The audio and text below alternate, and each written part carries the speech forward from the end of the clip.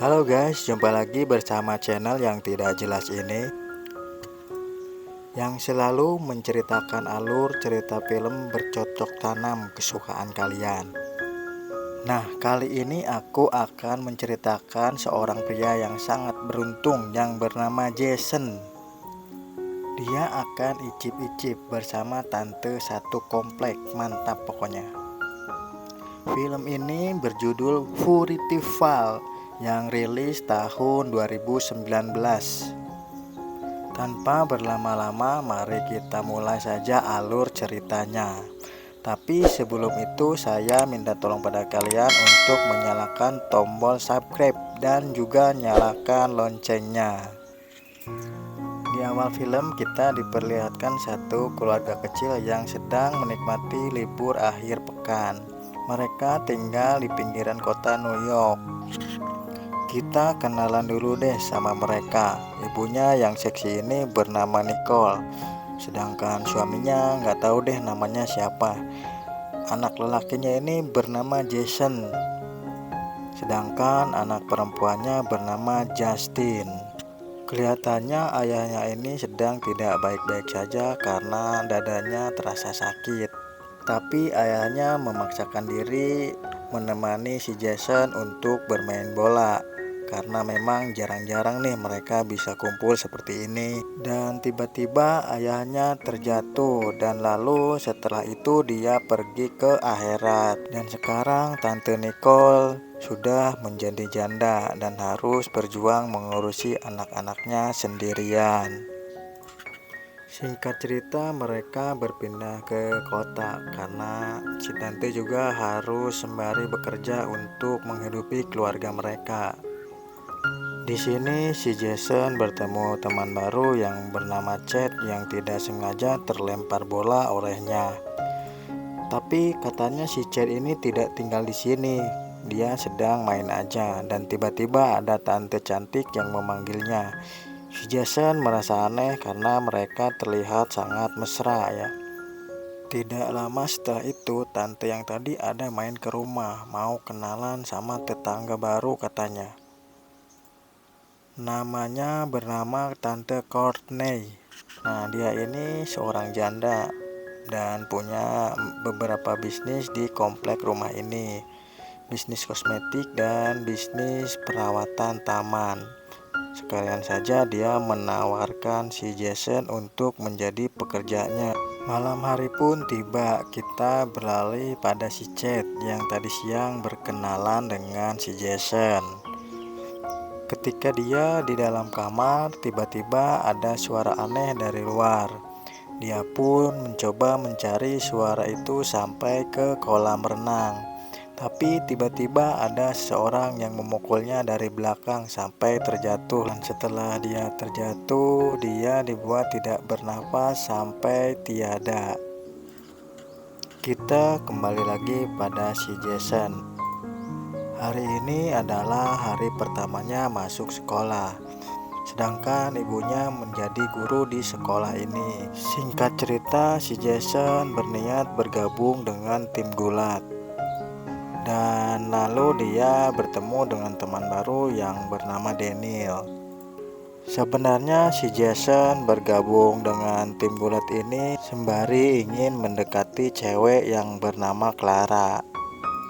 Sambil menyelam minum air. Si Daniel ini memiliki pekerjaan bekerja pada Tante Courtney yang sekarang menjadi tetangganya si Jason. Dia berkata jika bekerja pada Tante Courtney hidupnya akan terjamin dan senang. Mendengar hal itu si Jason jadi mikir-mikir untuk bekerja pada Tante Courtney. Lumayanlah buat bantu-bantu keuangan di rumah. Nah, setelah si Jason pulang sekolah, dia langsung mendatangi rumah si tante. Dan tentu si tante sangat menyambut kedatangan si Jason. Dia sangat senang mendengar si Jason akan bekerja padanya jadi tukang rawat kebun. Setelah itu si tante ngajak si Jason minum bersama dan lalu beri jatah mantap-mantap sampai 2 ronde. Bukan cuma hanya dikasih jatah, si Jason pun juga dikasih uang. Mantap lah. Singkat cerita, hari ini si Jason mendapatkan job pertamanya.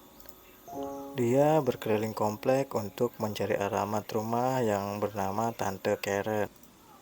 Setelah bertemu dengan Tante Karen, si Jason terkaget. Tiba-tiba si Tante ngasih kode ingin digarap. Si Jason pun ketakutan dan pergi dari sana. Dan lalu dia mengundurkan diri dari pekerjaan mengurus ladang tetangganya itu. Tante Courtney menjelaskan bahwa dia harus mengurus ladang yang memang jarang digarap oleh suaminya. Karena si Jason ini masih bocil, jadi dia belum ngerti lah ya.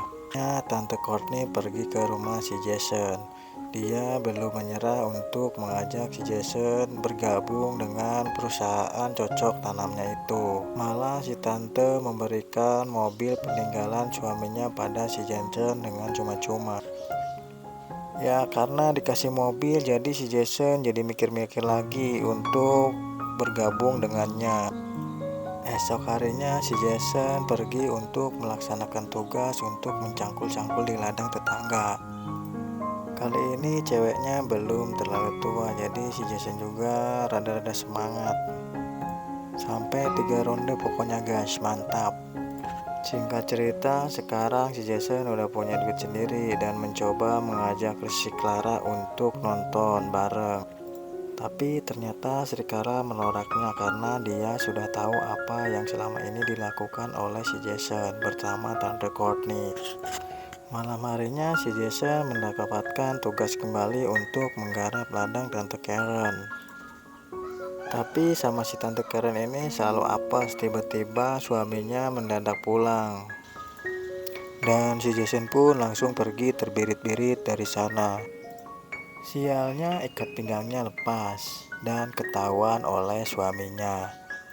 Dan setelah itu si Tante Karen langsung ditalak 3 oleh suaminya. Karena merasa pekerjaan ini amat sangat bahaya dan takut si Clara malah tambah menjauh, si Jason akhirnya mengundurkan diri. Dia tidak peduli meskipun si Tante memaksa untuk melanjutkannya. Si Tante Courtney tidak terima dan mengutus orang yang bernama Benjamin untuk mengancam si Jason bahwa dia akan dibunuh jika berhenti bekerja. Si Jason pun mau gak mau menuruti kemauannya dan melanjutkan pekerjaannya itu. Singkat cerita, telah diadakan pesta di rumah Tante Courtney dan tentu tidak lupa Mama Nicole datang ke sana. Dia merasa aneh karena tamunya terlihat suka nempel-nempel nih sama pelayannya. Tiba-tiba Tante Karen ngamuk-ngamuk meminta pertanggungjawaban pada Tante Courtney sebesar $100.000. Dia merasa dirugikan karena telah diceraikan oleh suaminya. Dia mengancam akan membocorkan rahasia Tante Courtney jika tidak mau menuruti kemauannya. Bukan cuma itu saja, Mama Nicole juga memergoki si Daniel telah melakukan cocok tanam bersama pelanggannya. Dan dari situ kecurigaannya mulai bertambah. Malam harinya Tante Karen didatangi oleh si Benjamin. Ngomongnya sih mau ngasih ganti rugi dan ngajak dia bercocok tanam, tapi ternyata Tante Karen malah dibunuh. Tapi sebelum Tante Karen meninggal, dia berhasil melesatkan senjata api pada perut si Benjamin. Lalu si Benjamin meminta pertolongan pada Tante Courtney, tapi si Tante malah membiarkannya mati karena dia tidak pernah memintanya untuk membunuh orang lain. Si Benjamin jugalah yang telah membunuh si Chad di awal film tadi tanpa sepengetahuan dari Tante Courtney. Sedangkan si Mama Nicole sudah curiga dan melarang si Jason untuk bergaul lagi dengan Tante Courtney. Si Jason malah tidak terima dan ngamuk-ngamuk karena sudah keenakan mengurusi ladang orang lain. Setelah dipikir-pikir, benar juga apa kata ibunya. Setelah bergaul dengan Tante Courtney, hidupnya semakin tidak jelas. Si Jason pun berniat melaporkan Tante Courtney kepada polisi. Dia akan mengambil foto-foto yang telah bekerja pada Tante Courtney untuk dijadikan barang bukti. Tapi rencananya diketahui oleh si tante dan dia harus berakhir menjadi tawanan. Ibunya sudah merasa curiga dan dia pun masuk mengendap-endap ke rumah Tante Courtney sampai akhirnya menemukan si Jason yang sedang disekap. Tapi sebelum dia bisa melepaskannya, si Tante Courtney datang dan mereka pun terlibat perkelahian. Hampir saja si Tante Courtney menembak si Jason dan ibunya, tapi untungnya adiknya yang bernama Justin datang membawa senapan angin milik ayahnya dan menembakkannya kepada Tante Courtney sampai membuat dia meninggal, dan film pun tamat.